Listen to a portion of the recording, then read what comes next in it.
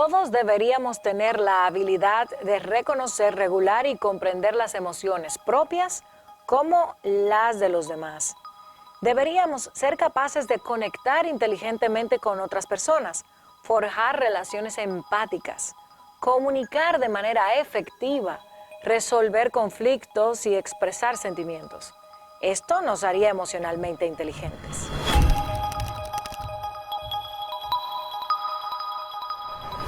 Solemos asumir, sin embargo, que la inteligencia emocional es algo que tenemos o no tenemos. Pero al igual que el coeficiente intelectual, el coeficiente emocional se puede desarrollar en el tiempo. A partir del concepto inteligencia social como la habilidad de comprender y manejar a los hombres y mujeres, cuya base principal era el sentido de la empatía, habilidad necesaria para vivir y sobrevivir en este mundo individualizado, introducido por Edward Thorndike en 1920, se empieza a estudiar este tema. Howard Gardner agregó la idea de que más de un tipo de inteligencia contribuyen a la habilidad cognitiva e introdujo el concepto de inteligencia interpersonal e intrapersonal en 1983 en su libro Estructuras de la mente, la teoría de las inteligencias múltiples. Pero fue en 1995 cuando el término consiguió popularidad con la publicación del libro La inteligencia emocional del científico Daniel Goleman, en el que la define y establece la importancia del coeficiente emocional para el liderazgo. En 2004, Peter Salovey y John Mayer plantearon la teoría del rasgo para desarrollar y medir la inteligencia emocional a través de un test. ¿Por qué esto debería ser importante para usted, para nosotros? Porque el desarrollo de la inteligencia emocional en la sociedad ayudaría a entender de qué manera podemos influir de un modo adaptativo e inteligente los unos en los otros, discriminando entre diferentes emociones y expresándolas adecuadamente dentro del entorno social del que formamos parte. Porque el devenir de la sociedad y las conductas dañinas que amenazan nuestra cultura de paz y sana convivencia fuerza la necesidad del estudio de la inteligencia humana, donde no solamente prevalece el estudio de los aspectos cognitivos e intelectuales, y porque igual de importante es la gestión del mundo emocional para comprender el rumbo de la vida de las personas, su proceso de motivación y competencias emocionales para administrarse cuando se les inunda, sin recurrir a la violencia como la primera opción. Violencia e inteligencia emocional es nuestro tema de hoy. Mi nombre es Dioscori de Paulino, soy psicólogo clínico, docente universitario, entrenador, consultor empresarial y es un placer estar aquí. El placer es nuestro, Diosco, para que sea Gracias. más fácil. ¿Cuál es la diferencia entre inteligencia emocional y competencia emocional? Bueno, creo que el nombre nos va hablando. Una persona puede ser inteligente emocionalmente, pero no necesariamente puede hacer algo con esa inteligencia. A veces hay personas que son muy inteligentes emocionalmente porque saben diferenciar sus emociones, saben entender, tienen una intuición para entender las emociones de otros, pero hacer algo productivo, valioso con esa inteligencia ya es otra cosa. Creo que debemos ser más, aprovechar la inteligencia emocional para hacernos competentes, es decir, para que con esa inteligencia podamos mejorar nuestras relaciones interpersonales, mejorar nuestro nivel de estrés en esta vida tan agitada que llevamos, hacer algo bueno con eso. Hacer algo o convertir en provechosa la inteligencia emocional que se pueda poseer o cultivar, nos coloca en el ámbito de las competencias emocionales. Claro, igual que la competencia, que la inteligencia cognitiva. Usted puede ser muy inteligente y no hacer nada con ella. ¿Las emociones son naturales o se aprenden? Las emociones son naturales y todos las tenemos y todos tenemos una semilla de todos los tipos de emociones. Lo que sí se aprende es la capacidad de gestionar esas emociones. Eso es diferente. Excepto quienes padecen alguna patología. Hay una patología específica que hay habla varias. de no tener emociones, ¿no? Sí, hay varias. De hecho, pero tiene que ver con temas neurológicos. Por ejemplo, yo conozco una persona que ella no produce dopamina que es la hormona de la alegría, de la No felicidad. es feliz, me Entonces, estaba imaginando cómo a sería ella eso. se le hace muy difícil como experimentar el gozo, la felicidad, una emoción muy bonita. Em, Así, por ejemplo, los psicópatas son incapaces de sentir empatía. Em, mm, Pensamos a veces y no le da remordimiento. Es difícil para ellos que le dé remordimiento a algo que hagan porque no sienten, no se ponen en tus zapatos y tu dolor no les importa, pero es que están enfermos. Es algo más químico, neurológico. Exactamente. Todas las emociones son sanas. Todas las emociones no se enferman. No te puedo decir que todas las emociones son sanas o enfermas porque las emociones son cualidades del ser humano, no son una enfermedad O ni si son vienen... buenas o No son, malas. exacto, No se categorizan las no son emociones. buenas ni malas. Las emociones son las emociones. Lo único que puede ser malo es la forma de usarlo. De hecho, la ira podríamos verla como una emoción mala, pero la ira muchas veces es lo que te hace darte cuenta de que hay una injusticia que se ha cometido contra ti. La forma en que gestionamos esa ira a veces no es la correcta, pero tú sentir me molesta esto, no me gusta, te ayuda a saber quién eres, o sea, ya tú sabes cuál es tu punto de equilibrio, hasta dónde tú aguantas, y lo importante no es evadirla, decirte que no, yo no estoy molesto, a mí no me pasa nada, sino aprender a gestionarla. ¿Qué consecuencias tendría el no conocer las emociones? Las consecuencias que estamos viendo actualmente, estamos viendo violencia, estamos viendo suicidios, estamos viendo homicidios y yo creo que en gran medida tiene que ver con que no hay una educación que apoye a la gente a entenderse. Tú puedes ser un gran científico, tener todos los doctorados del mundo, conocer toda la ciencia, pero si no te conoces a ti, hay pocas posibilidades de que puedas vivir una vida feliz, una vida tranquila. Entonces, muchas veces lo que hace falta es que en la educación del niño, en la formación del niño hasta ser adulto, se incluya un componente de educación emocional, psicoemocional. Yo siempre digo que la educación va a salvar al mundo si la psicología lo ayuda. Porque la educación, tal como simplemente pasar información, hace buenos profesionales, no Claro, necesariamente buenos seres humanos. claro. Cuando empalmamos el aprendizaje del mundo, de la El ciencia, conocimiento. con el aprendizaje de mí, de los demás, de cómo puedo relacionarme mejor, de cómo puedo apoyar a otros, de cómo puedo gestionar mis emociones, pues eso cuando se une da un resultado extraordinario. Debería ser hasta un requisito indispensable antes de optar por un título, un grado, a nivel universitario. Hay muchísima gente en el mundo que está luchando para que la educación emocional sea cada vez más una realidad. De hecho, hay muchos colegios, sobre todo en Estados Unidos y los países desarrollados, que han desarrollado programas específicos de educación emocional para niños. Como por ejemplo. Por ejemplo, les ponen un ejercicio que se hace es ayudarles a los niños a medir su nivel de sus emociones en base a un semáforo. Entonces, cuando tú estás con mucha ira, con mucha rabia, entonces estás en rojo. Entonces estás en amarillo, cuando estás medio y cuando estás tranquilo estás en verde. Entonces, cuando el niño está molesto, la profe le enseña el semáforo rojo y el niño sabe, tengo ira, o sea, ¿qué tengo que hacer? Entonces se le enseña una serie de ejercicios, ¿qué hacer cuando estoy en rojo?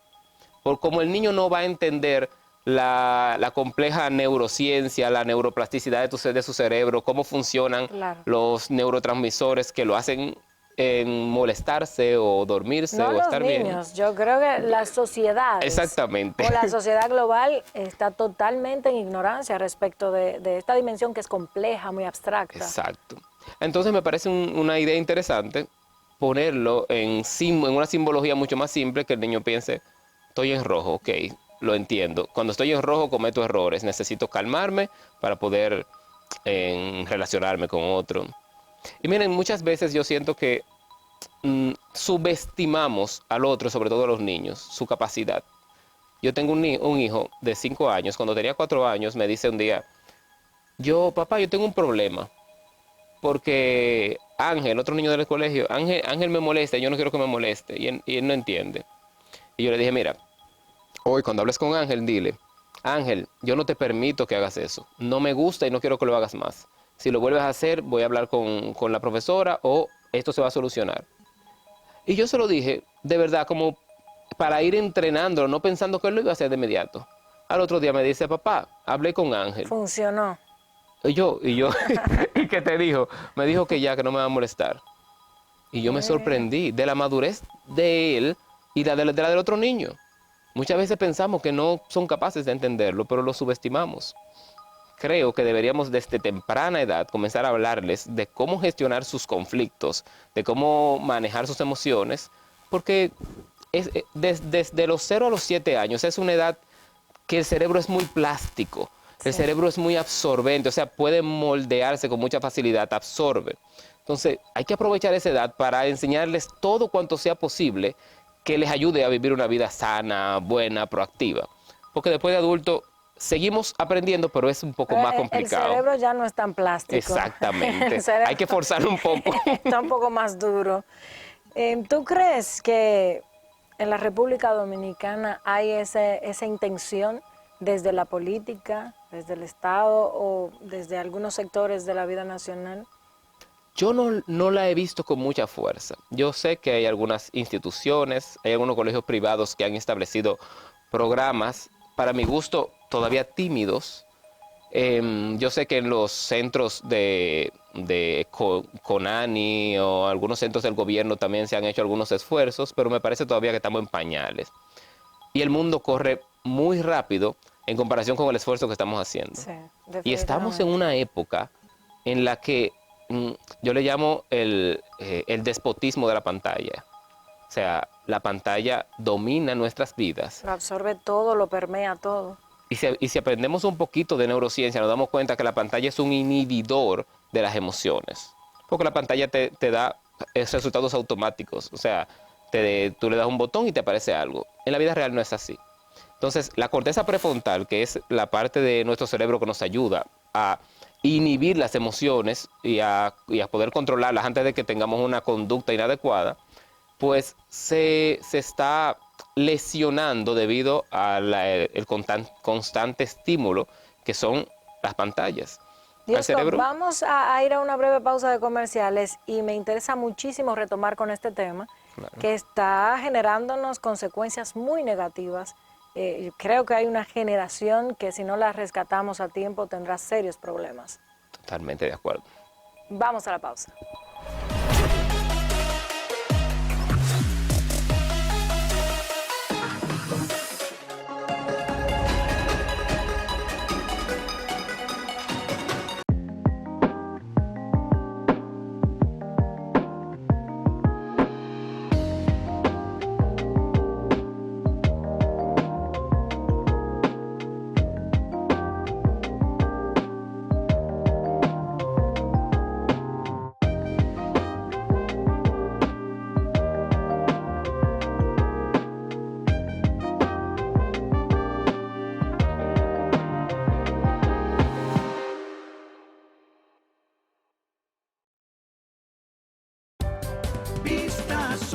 Vista Sol, constructora Vista Sol, un estilo diferente, pensando siempre en la gente, paso a paso construyendo la ciudad, con proyectos en Santiago para una vida feliz, estamos cerca de ti. Llama al 809-626-6711. Separa tu apartamento con 10,000 y complete el inicial en cómodas cuotas de 10,000. Vista Sol, Vista Sol.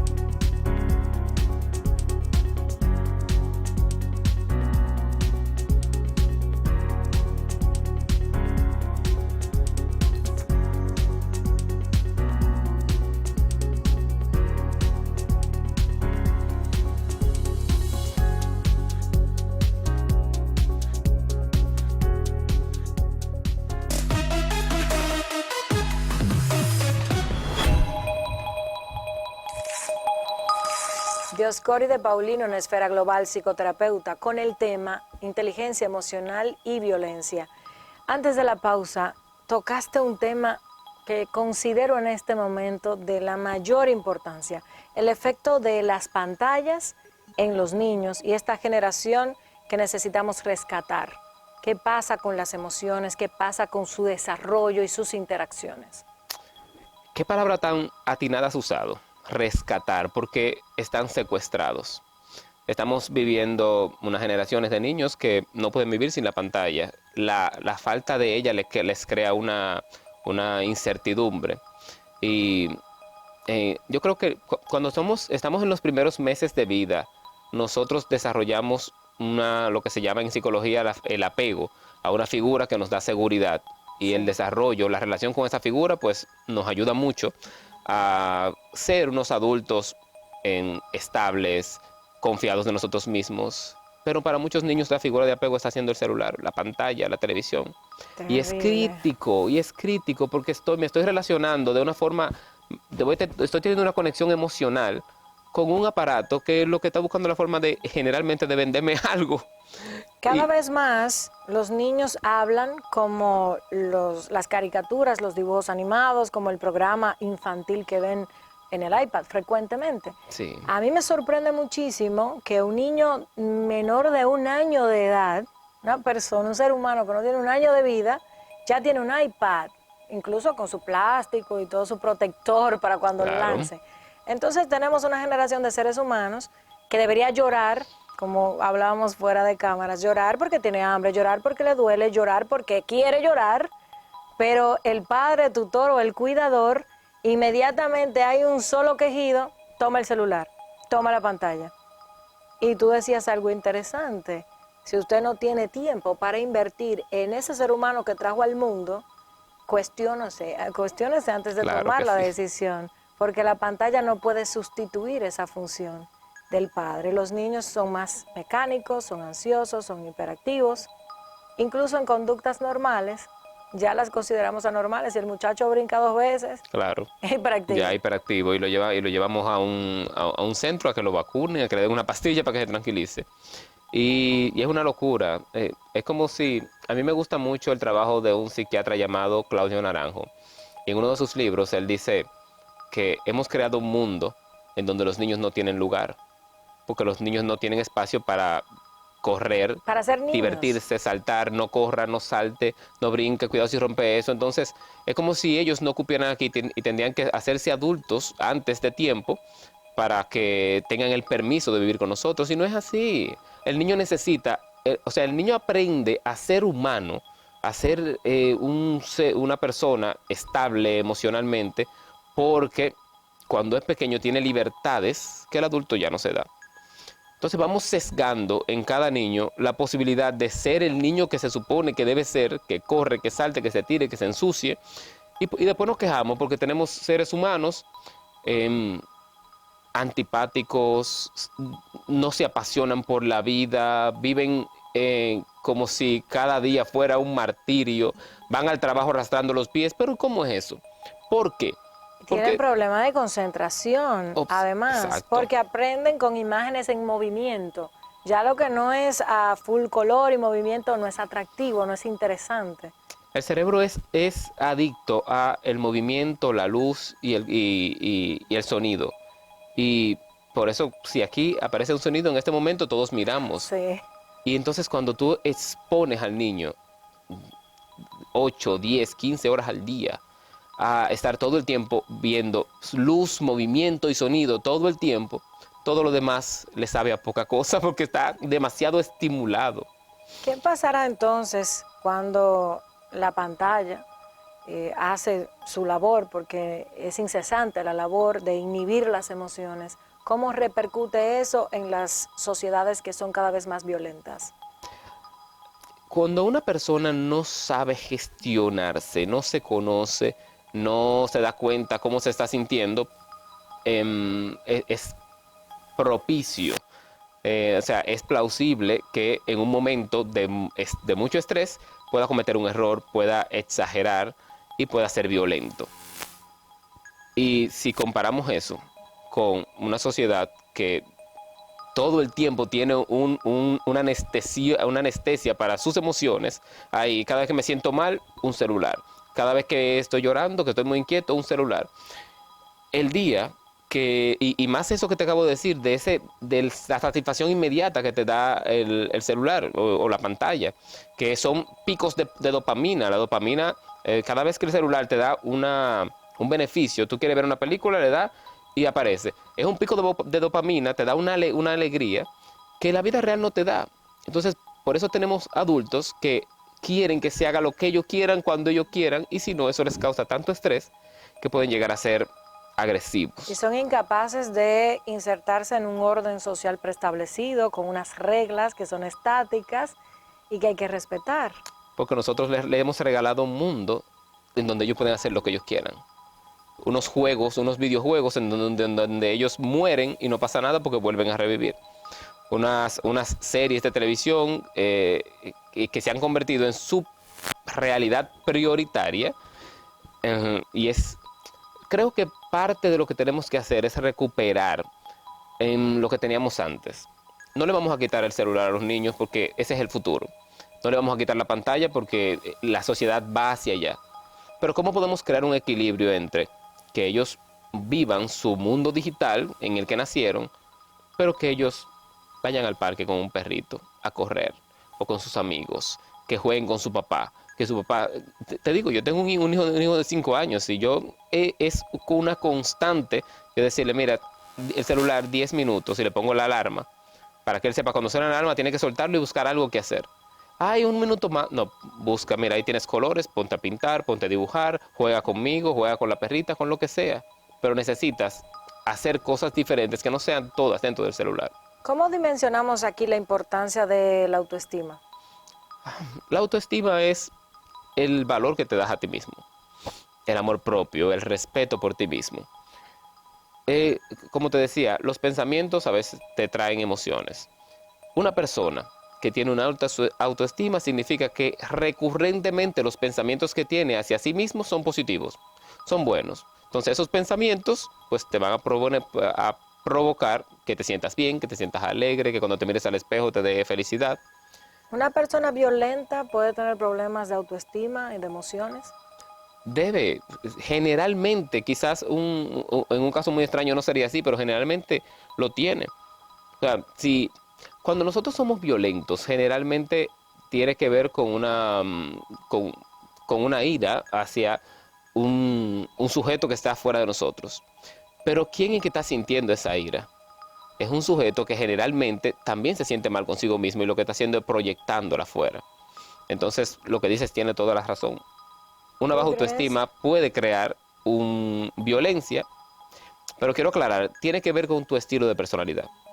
Una persona que nace con un carácter muy agresivo, si tiene baja autoestima, puede caer en agredir a otros.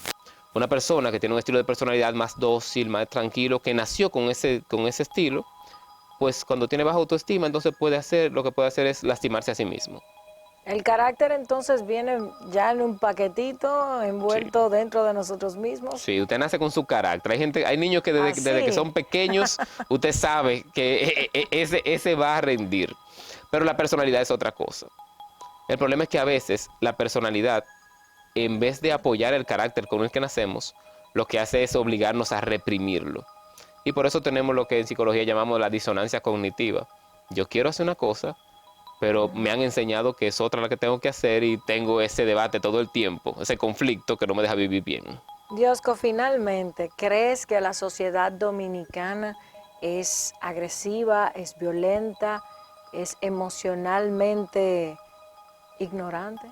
Yo creo que estamos avanzando mucho. La sociedad dominicana, en comparación con décadas anteriores, ha demostrado un gran avance. Pero tenemos muchas condiciones que no nos favorecen para cuidar la inteligencia emocional. Somos caribeños, los países caribeños, entonces generalmente por las condiciones del clima son más dados a ser expresivos. Entonces si soy muy expresivo, soy expresivo en lo bueno, doy abrazos, me río, bailo, pero también en las cosas que son negativas soy muy expresivo. Pero eso es algo cultural, no geográfico, ¿no? Sí, Claro, es cultural, pero se ha demostrado que en los países tropicales, donde hay playa, como que la idiosincrasia de esas zonas, pues es generalmente más abierta. Por Más ejemplo, festiva. más festiva o más expresiva. Si vamos, por ejemplo, a Bogotá, en Colombia hay una gran diferencia entre los que son costeños y los que son de Bogotá. Los que viven en la parte fría generalmente son más sobrios, más tranquilos, y los costeños son como los dominicanos. Entonces, yo creo que falta mucho por hacer. Yo no me atrevería a decir que somos los dominicanos ignorantes, porque es como que algo que no de los dominicanos. Emocionalmente, no me refiero a cognitivamente, No, claro. emocionalmente, para que no quede la duda. Pero me refiero a que no es algo de los dominicanos. Yo creo que la gran mayoría de los países todavía nos falta mucho por trabajar. Hay algunos que han hecho su parte, qué sé yo, tenemos el caso de Finlandia, que han incluido en la educación gran contenido que tiene que ver con las emociones y han tenido muy buenos resultados. Pero ahí vamos. Yo creo que sí nos falta mucho por trabajar. Diosco, vamos a una breve pausa de comerciales y en el otro bloque continuamos.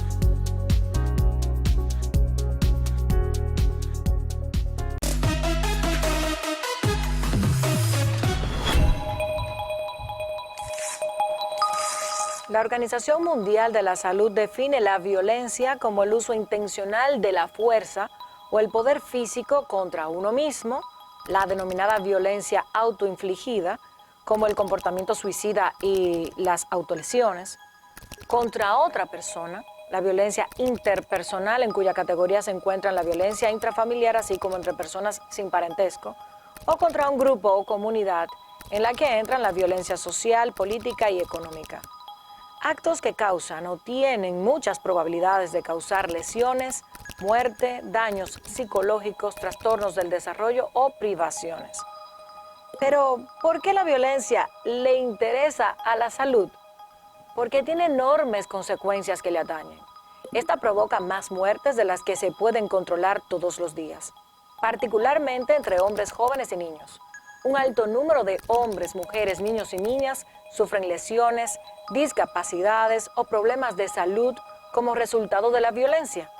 Estar expuesto a ella puede aumentar el riesgo de fumar, consumir alcohol, sustancias prohibidas, afecta la salud mental y provoca enfermedades crónicas como cardiopatías, diabetes o cáncer. O la transmisión de enfermedades infecciosas como el VIH, por ejemplo. Aumenta la tendencia al suicidio e incrementa el crimen y el delito. Según datos de la OMS, a nivel mundial, al menos 470,000 personas son víctimas de homicidio cada año. En cifras de la región recogidas por la Organización Panamericana de la Salud, cerca de 500 personas mueren a diario como resultado de la violencia interpersonal, constituyendo la tasa más alta de homicidios en el mundo, 3 veces más que el promedio mundial. El 58% de los menores de edad que experimentan abusos cada año suman 99 millones de niños en nuestra región. El abuso de personas mayores se estima que es de un 12% en las Américas. Para nosotros esto es simplemente exagerado, grotesco y alarmante.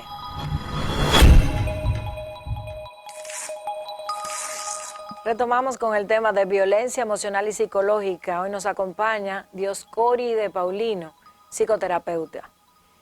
¿Podemos diferenciar entre violencia emocional y psicológica? No, porque toda la violencia es psicológica, se va a evidenciar en las emociones. Digamos que desde el punto de vista de la semántica de la palabra, sí es diferente. Una cosa es la psicología, el estudio de cómo funciona la mente humana, y otra cosa es las emociones, que están relacionadas pero no son lo mismo. Pero al momento que tú le haces a una persona, la afectas emocionalmente, estás afectando su psicología. Siempre va a ir de la mano. ¿Es la violencia un problema de salud pública? Los violentos son personas enfermas. Por supuesto. De hecho, cuando vivimos en una sociedad que repetidamente tiene casos de violencia, estamos hablando de una sociedad que está enferma. Y a mí me gusta más el término enferma que decir que la sociedad es mala o que está perdida, porque cuando algo está enfermo puede sanarse. Entonces esa gente que son violentas, que nosotros los etiquetamos y los condenamos como ese violento, está enfermo, quiere decir que él puede mejorar, que él puede sanarse, él no está predestinado a ser así para toda la vida. Ahora, la mayoría de la gente no tiene la conciencia de ir a buscar ayuda para mejorar su violencia. Eso sí, y más porque tenemos una cultura en la que ser violento a veces significa que tú eres bravo, que tú eres más que el otro, que tú eres el hombre. Pero necesitamos crear conciencia con eso. ¿Cuántas personas mueren al año en la República Dominicana por hechos violentos, si tienes cifras? Partiendo de que se nos ha dicho siempre que entre todas las regiones del mundo, Latinoamérica es la más violenta. Mira, Latinoamérica es la más violenta.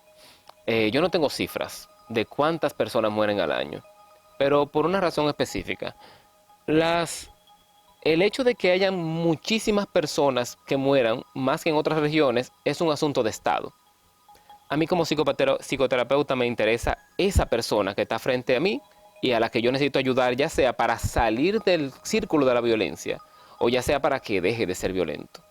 Y te puedo decir que como una buena noticia, yo he tenido en consulta, en terapia, gente que ha venido simplemente, mira, yo siento que me dan un ataque de ira, que son demasiado fuertes, y antes de que pase algo, yo vine a buscar ayuda. Oh, sí. Que me deja saber que no Eso todo está perdido. Es un nivel elevado de conciencia. No todo está perdido, hay gente que se está dando cuenta.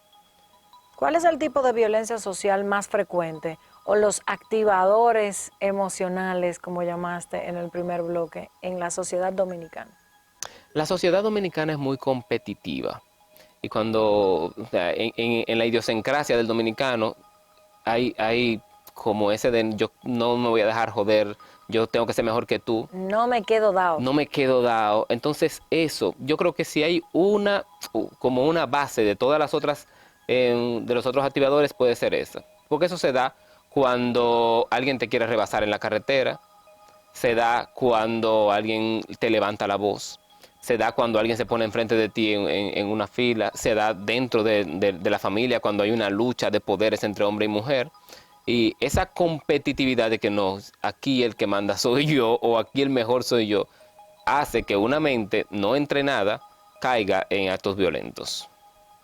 ¿Cómo influye la inteligencia emocional en la violencia de género?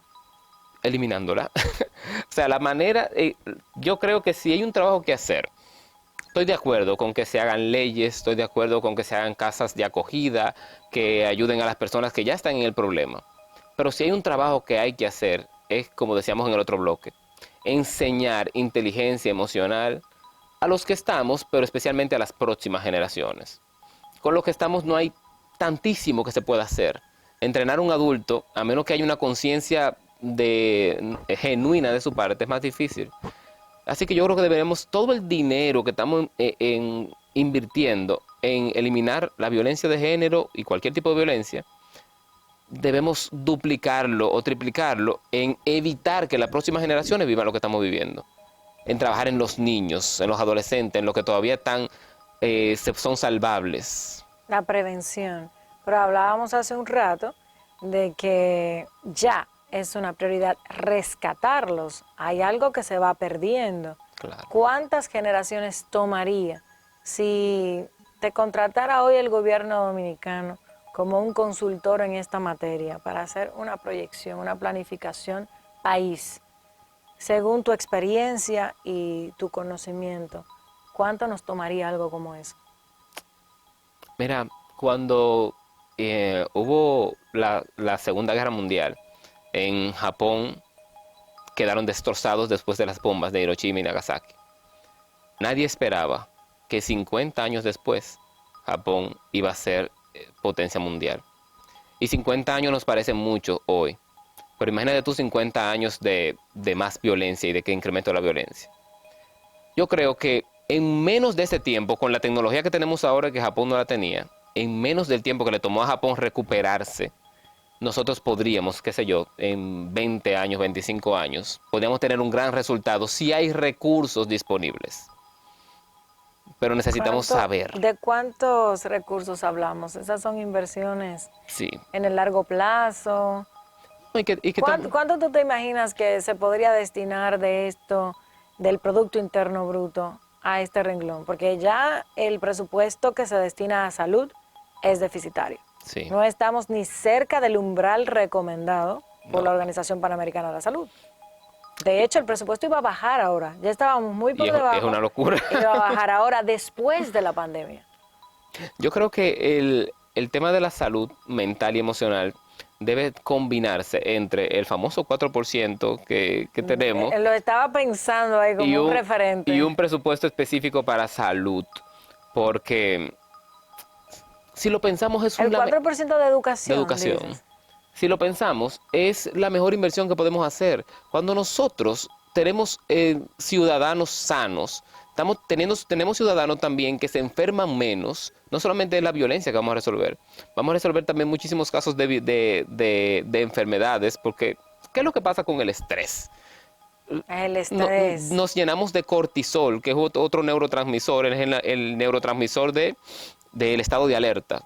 El cuerpo se pone en estado parasimpático. Entonces, ese estado de alerta es muy bueno para cuando tú tienes un peligro, pero no para que te pase el día entero en eso. Entonces, el cortisol en grandes dosis va dañando la vesícula, va dañando el corazón, va dañando las arterias, y tenemos tanta gente enferma porque pasaron 30 años de su vida sometidos a estrés. Algo que es muy curioso y que para mí realmente es una novedad. Los niños que no tienen una riqueza de vocabulario todavía, niños de 9, 7, 4 años. Tengo un sobrino que dice que tiene estrés. Como una palabra que tampoco, no es compleja, pero tampoco es fácil para el dominio del conocimiento de un niño de menos de 5 años, está tan clara dentro de su cultura. Eso indica problemas. Claro, indica que se ha vuelto parte de nuestro lenguaje del día a día. Todo el mundo está estresado y todo el mundo dice que está estresado. Y cuando lo dicen frente de los niños entienden, ok, papá llega guapo, llega molesto, está estresado, pues yo también me estreso. Y es peligroso porque la neurociencia, sobre todo la programación neurolingüística, nos ha enseñado el poder que tienen las palabras en el pensamiento. O sea, una palabra repetida frecuentemente causa cambios en la forma en que se comunican las neuronas, en la forma en que en las interacciones entre las 100 millones de neuronas que tenemos en el cuerpo.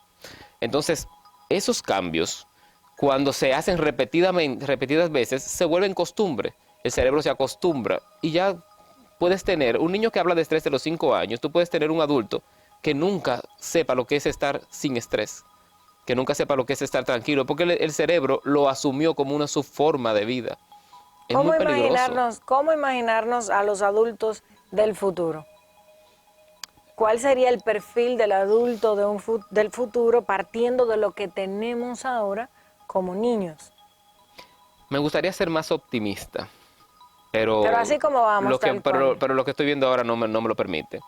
O sea, Serán aislados. me estoy imaginando adultos que viven, duermen, se relacionan y trabajan desde su casa, pegados de una computadora, vidas muy miserables, muy tristes, porque no vamos a tener acceso a cosas básicas que nos hacen bien, como por ejemplo un abrazo, como por ejemplo el olor de las flores, caminar en el parque, el viento. Entonces, todos esos estímulos positivos que tenemos día a día, nosotros todavía podemos aprovecharlo, son terapéuticos y bajan el nivel de cortisol, suben el nivel de dopamina y oxitocina. Pero imagínate un mundo, ya yo te dije lo difícil o lo peligroso que es el cortisol en grandes cantidades. Imagínate un mundo en donde no haya nada que te ayude a bajar ese nivel de cortisol, tú lo tienes todo altísimo. La esperanza de vida va a ser cada vez más larga porque ponemos mucho dinero en medicina y en la farmacia, sí. pero más larga para qué. más larga, pero de menos calidad.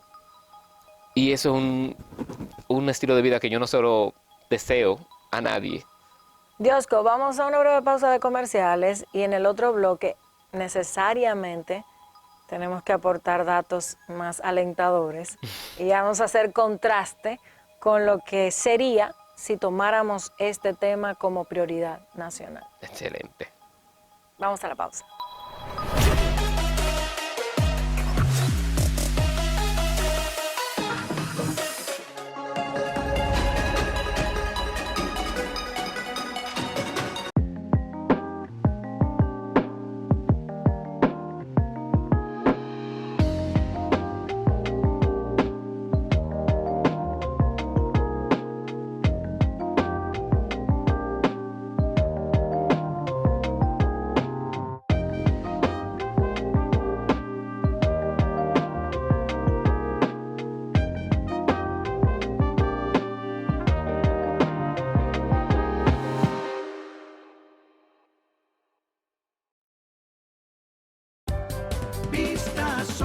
Vista Sol, constructora Vista Sol, un estilo diferente, pensando siempre en la gente, paso a paso construyendo la ciudad, con proyectos en Santiago para una vida feliz, estamos cerca de ti. Llama al 809-626-6711. Separa tu apartamento con 10,000 y complete el inicial en cómodas cuotas de 10,000. Vista Sol, Vista Sol.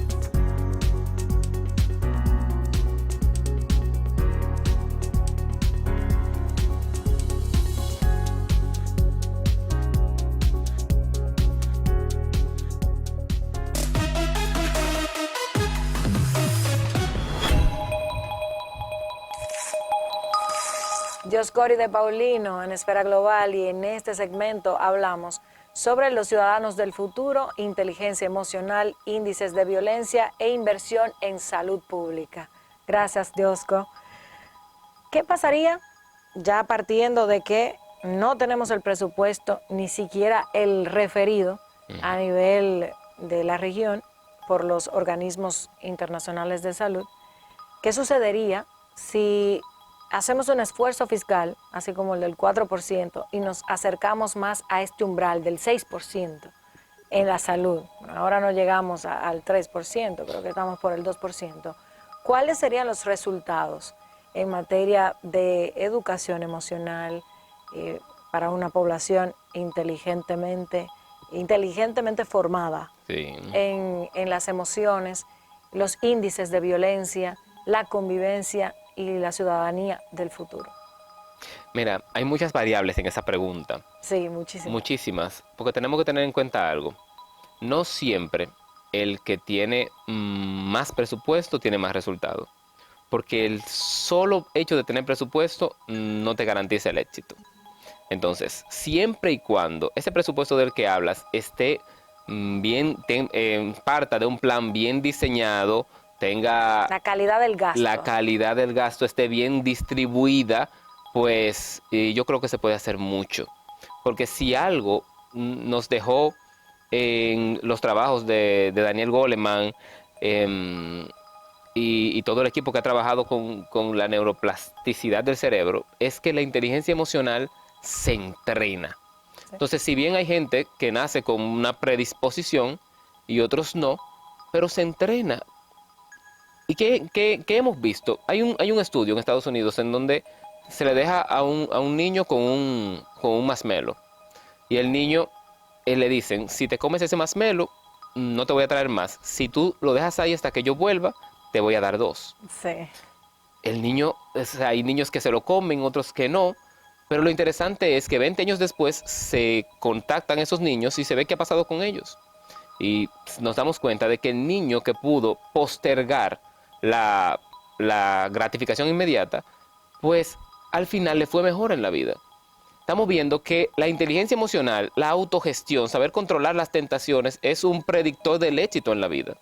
Y con todos los trabajos que se ha hecho, analizando a más de 200,000 personas, hemos visto que eso se puede entrenar. Un niño que se comió el masmelo, tú puedes enseñarlo a que no se lo coma. Entonces, que podemos predecir el éxito y el bienestar en la vida de muchísimas más personas. Así que ese panorama sombrío que describíamos en Se el puede otro cambiar. bloque se puede revertir. Siempre y cuando nosotros y ese dinero lo invertimos especialmente en 2 cosas. Primero, en que las escuelas o las clases sean supervisadas por gente que tenga entrenamiento en inteligencia emocional, o sea.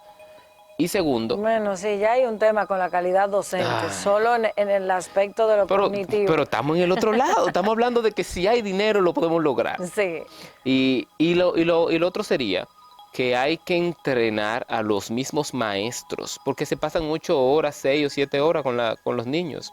Entonces, esto debe ser tal. Tú ves como le enseñan inglés a los niños en los colegios bilingües, que comienzan a darle la clase en inglés y ellos Sí. en el camino van aprendiendo. por inmersión. Entonces debería ser así con la inteligencia emocional. No solamente, no, que ahora toca la clase de inteligencia emocional, decirte qué es y eso, sino que el mismo profesor, con todas sus actuaciones, en cada día de clase, esté enseñando inteligencia emocional, modelando con el ejemplo y utilizando cualquier momento para apoyar a los alumnos.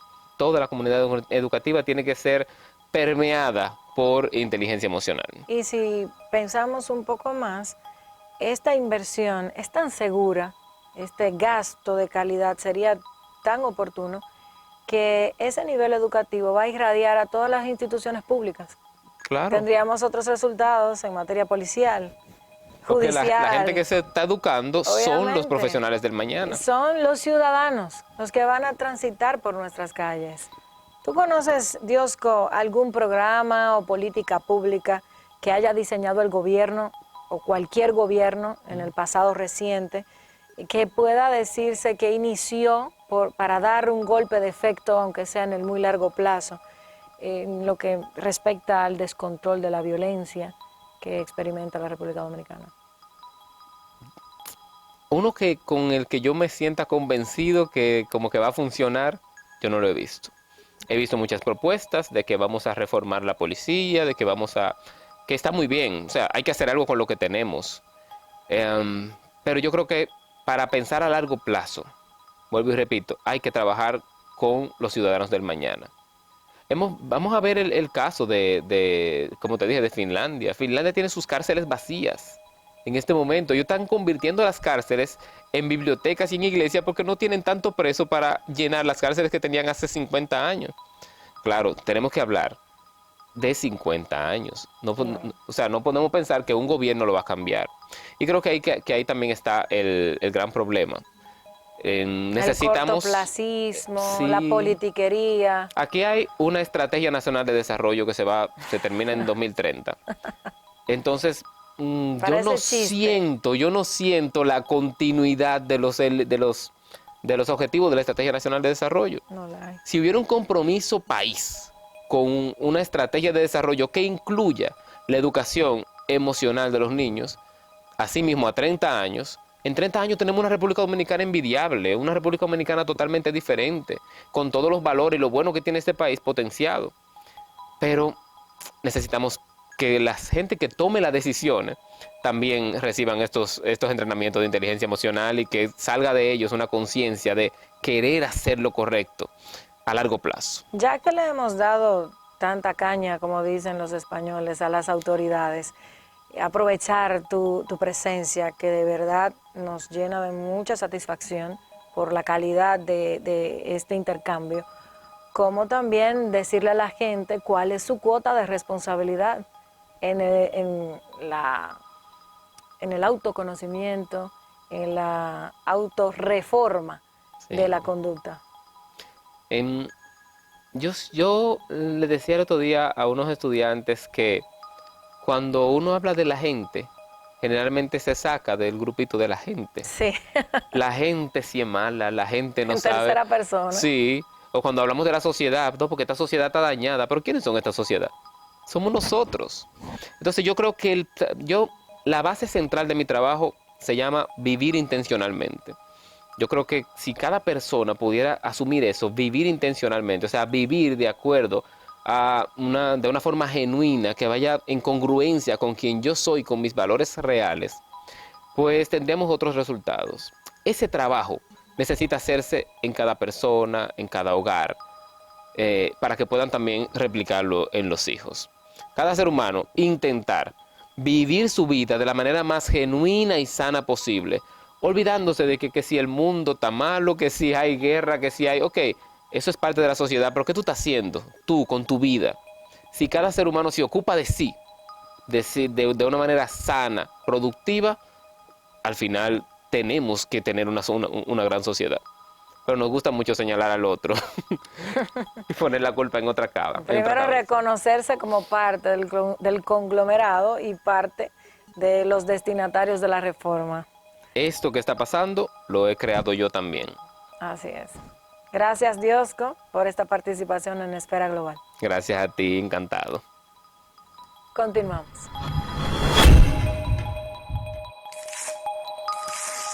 Los efectos residuales de la violencia en la República Dominicana en todas sus categorías, homicidios, suicidios, robos, consumo y tráfico de drogas, maltrato y abuso de menores, violencia intrafamiliar, muertes accidentales, mantienen un clima gris entre ciudadanos de todas las clases sociales, líderes políticos y de opinión, que cuestionan hoy la capacidad del gobierno dominicano para llevar las riendas del país. Según el Observatorio de Seguridad Ciudadana del Ministerio de Interior y Policía, la tasa de homicidios en el país ronda los 10.3 por cada 100.000 habitantes. Urge dar un golpe de efecto y determinar el cómo accionar en lo inmediato de manera efectiva y cómo en el mediano y largo plazo, mediante políticas públicas preventivas y programas dirigidos a controlar el aumento acelerado de la violencia criminal, sin obviar que este tema depende de otros que por igual están colapsados. Por ejemplo, ¿nos han hablado alguna vez de educación emocional? Como parte del currículo educativo, la inteligencia emocional sería uno de los saberes que nos conducirían desde los pasillos de las aulas y las universidades hacia todos nuestros destinos, con la suficiente capacidad para interpretar y reaccionar ante las distintas circunstancias de la vida con empatía, sin irnos encima o a los puñetazos o a los tiros cuando el perro del vecino defeque en nuestra puerta. O cuando el otro conductor toma el parqueo que hemos esperado por media hora. Los de las motos pasan a todo costo por el lado derecho y nos rozan el carro. Cuando violamos la ley de tránsito e irrespetamos a la autoridad que haciendo su trabajo nos exige documentación o 1000 situaciones más que de ser abordadas probablemente mejorarían el presente. Pero en 2 generaciones nos harían una mejor sociedad. Lo sé, desde este asiento somos muy soñadores. Pero cuando vemos que tanto la violencia como la delincuencia en la región y en nuestro país llevan un mismo patrón de crecimiento sostenido año por año, desde la década de los 80, y que su expansión en la República Dominicana, al igual que en México, se relaciona con el porte y tenencia alegres de armas de fuego y el aumento del narcotráfico, por algún lugar habríamos de iniciar. La violencia en nuestro país tiene un componente cultural con raíces en el cómo fuimos construidos. De ahí que los dominicanos mostramos conductas agresivas que se asumen como normales. Prueba de ello es la denuncia de la coalición de ONG por la infancia de que más del 62% de los niños, niñas y adolescentes de la República Dominicana son víctimas de métodos de disciplina basados en la violencia. El castigo corporal no es aislado, sino conexo, y aumenta la vulnerabilidad frente a otros tipos de violencia. Importa enfrentar el problema de la violencia. Importa que este y todos los gobiernos inviertan en salud pública, en salud mental, que administren mejor ese cuantioso 4% en calidad y nuevos modelos enfocados en la construcción de un perfil ciudadano educado emocionalmente, que terminen de modernizar el sistema policial, pero no para militarizarlo, lo cual es un grave error, sino para tener la policía civil que merece una sociedad encaminada en base a nuevos valores. La problemática vista de manera dispersa en base a los aspectos coyunturales como la intención de reelegirse, solo trae resultados desafortunados y vaya que lo sabemos. Sin una política de Estado que luche contra la violencia y busque la sanación del tejido social, el costo económico, social, político, humano y ético será impagable.